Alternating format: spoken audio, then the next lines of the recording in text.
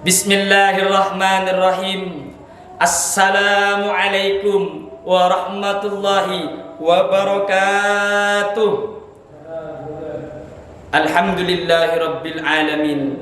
Wassalatu wassalamu ala asrafil anbiya'i wal mursalin Sayyidina Muhammadin wa ala alihi wa sahbihi ajma'in, amma ba'du.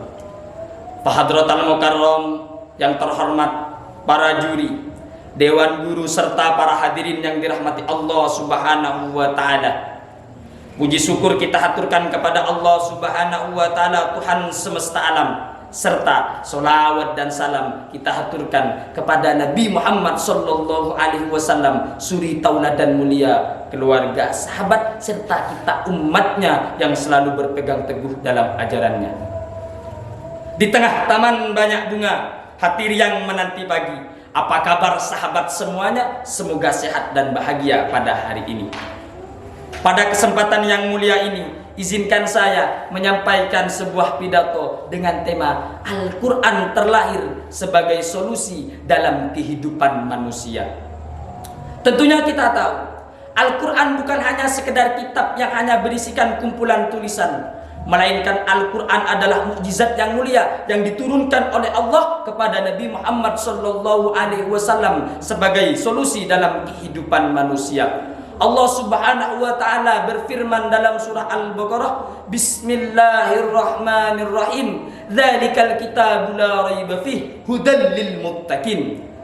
Al-Quran tiada keraguan pada dirinya, petunjuk bagi orang-orang yang bertakwa. Maksudnya apa? Al-Quran adalah sumber kebenaran yang pasti dan solusi dalam kehidupan manusia, khususnya bagi orang yang bertakwa.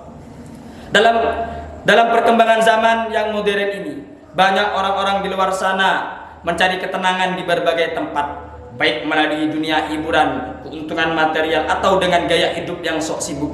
Namun mereka masih seringkali merasakan kekosongan batin. Al-Quran hadir untuk menjawab semua kegelisahan spiritual ini, sebagaimana yang difirmankan Allah, ala bidzikrillahi tatmainnul qulub. Ingatlah, karena hanya dengan mengingat Allah, hati kita akan menjadi tentram. Maksudnya apa? Kebahagiaan dan ketenangan sejati tidak dapat diperoleh dengan hal-hal duniawi, melainkan dengan pendekatan kita kepada Allah melalui Al-Quran.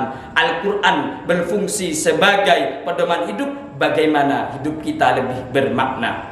Dengan perhambaan kepada Allah, dengan membaca dan memahami Al-Quran, hati kita akan lebih mudah untuk merasakan ketenangan.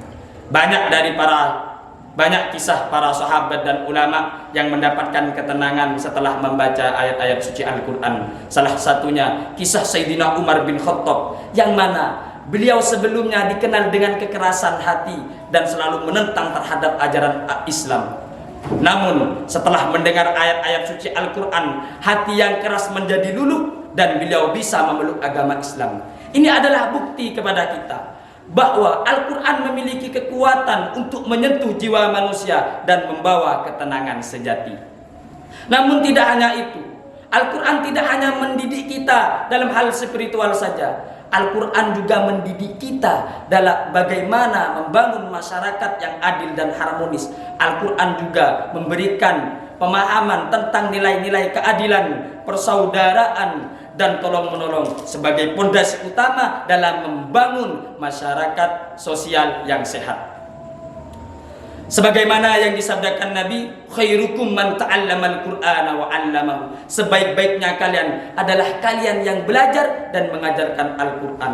Maksudnya apa? Setiap individu harus selalu belajar dan mengajarkan Al-Quran, karena Al-Quran memberikan pelajaran karakter yang tinggi seperti kejujuran, keadilan, dan empati. Hal ini secara tidak langsung membentuk individu-individu yang memiliki karakter kuat dan bertanggung jawab dalam sosial. Banyak sejarah mencatat bagaimana Rasulullah SAW membangun kota Madinah dengan berlandasan ajaran Al-Quran. Ketika Rasulullah SAW tiba di kota Madinah, dihadapkan dengan masyarakat yang plural, banyak suku, budaya, dan agama, namun Rasulullah bisa mempersatukan mereka melalui piagam Madinah. sungguh konstitusi yang memiliki nilai-nilai keadilan, pembinaan hak dan kebebasan agama. Piagam tersebut berisikan setiap anggota masyarakat memiliki hak dan kewajiban yang sama. Hal ini secara tidak langsung Al-Quran mendidik sosial kita secara bagus dan teliti agar kita hidup lebih bermakna di tengah-tengah masyarakat. Dan piagam tersebut menjadi bukti bahwa Al-Quran tidak hanya mendidik kita dalam hal spiritual saja, melainkan Al-Quran juga mendidik kita bagaimana membangun masyarakat yang eksklusif dan harmonis. Banyak ulama juga menekankan kepada kita bagaimana Al-Quran harus jadi solusi dalam kehidupan kita, sebagaimana yang dikatakan oleh Imam Syafi'i, man arada ayyatakallam fatakallama bil Quran. Apabila kalian ingin berbicara, berbicaralah dengan Al-Quran. Maksudnya apa? Apabila kalian memiliki permasalahan yang harus diputuskan, hendaknya kalian harus selalu merujuk terhadap Al-Quran. Hadirin yang dirahmati Allah, kesimpulannya Al-Quran bukan hanya sekedar kitab yang dibaca tanpa dimengerti. Al-Quran adalah pedoman hidup manusia, dan Al-Quran tidak hanya mendidik kita dalam hal spiritual saja, namun Al-Quran juga mendidik kita bagaimana membangun sosial di tengah-tengah masyarakat yang plural. Mudah-mudahan kita semua bisa menjadikan Al-Quran sebagai pedoman hidup kita ke depannya. Mungkin cuman ini yang dapat kami sampaikan, kurang lebihnya saya mohon maaf. Ihdinas siratal mustaqim. Assalamualaikum warahmatullahi wabarakatuh.